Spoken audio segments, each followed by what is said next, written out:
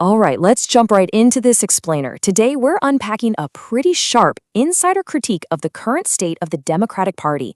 This comes straight from former Democratic fundraiser Lindy Lee, who essentially argues that her party is in a state of deep crisis.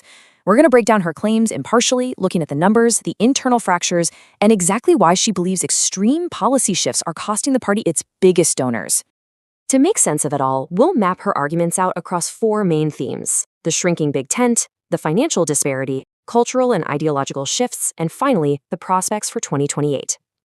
Starting off with Section 1, the shrinking big tent. For years, party leadership has really championed this idea of the big tent. The concept that moderates and progressives can all thrive under one unified banner. It's pitched as a massive electoral strength, but, well, Lee asserts that on the ground, the exact opposite is currently unfolding. So is that tent actually holding together?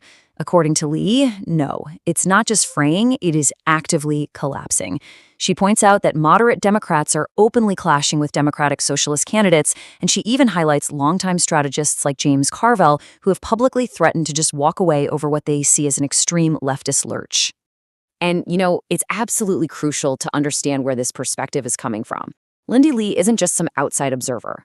She's a former Democratic fundraiser who personally bundled tens of millions of dollars before joining a massive exodus of major donors.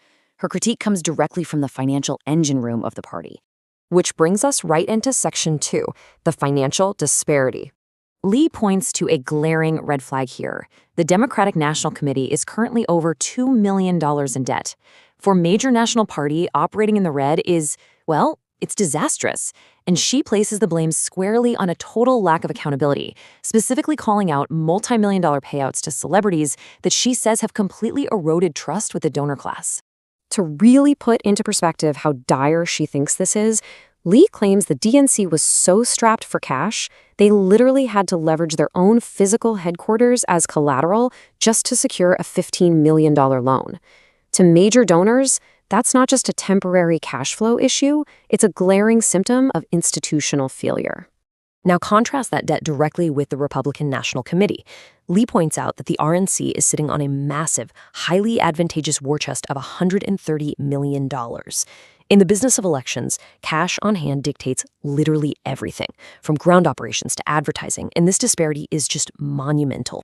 Because of this, Lee notes that some deeply frustrated donors have darkly joked that DNC actually stands for Do Not Contribute. The crucial point here is that to these major donors, a political contribution is a business proposition. They expect a return on their investment through competent strategy. But right now, according to Lee, they are simply refusing to throw good money at a system they view as completely unaccountable. Moving on to Section 3, cultural and ideological shifts. Lee argues that this financial crisis doesn't exist in a vacuum. It's a direct result of the party's cultural shifts. She outlines several specific wedges that she says are driving traditional voters away. This starts with the embrace of what she calls failed socialism, but it also includes things like draping transgender flags on White House pillars and supporting biological men competing in women's sports. According to Lee, this specific blend of progressive policies is actively alienating the party's bedrock demographics, especially male and minority voters.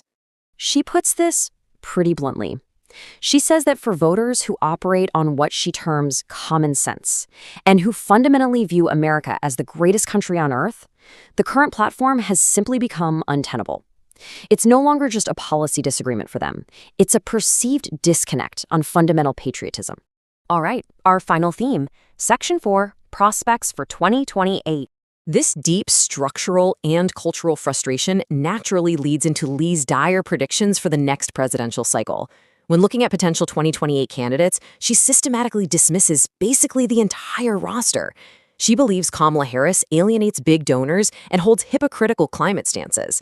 She notes Pete Buttigieg's past struggle with 0% support among Black voters. She dismisses Alexandria Ocasio-Cortez as basically a communist, and she highlights that Gavin Newsom is actually under a DOJ investigation initiated by Democratic whistleblowers. Because of this fractured coalition and what she sees as a leadership vacuum, Lee confidently forecasts a Republican victory in 2028. She goes so far as to preemptively name-drop potential GOP successors, stating she looks forward to congratulating a President Marco Rubio or a President J.D. Vance. So, as we wrap up this explainer, let's look at the big picture Lindy Lee has painted here. An organization she describes as bleeding cash, alienating its historical base, and lacking a viable bench of candidates. I'll leave you with this to think about. Are the financial deficits, the ideological battles, and the donor fatigue described by Lindy Lee merely the growing pains of a party in transition? Or are we witnessing the beginning of a massive, permanent political realignment ahead of 2028? It's a huge question, and for sure, one that will shape the next era of American politics.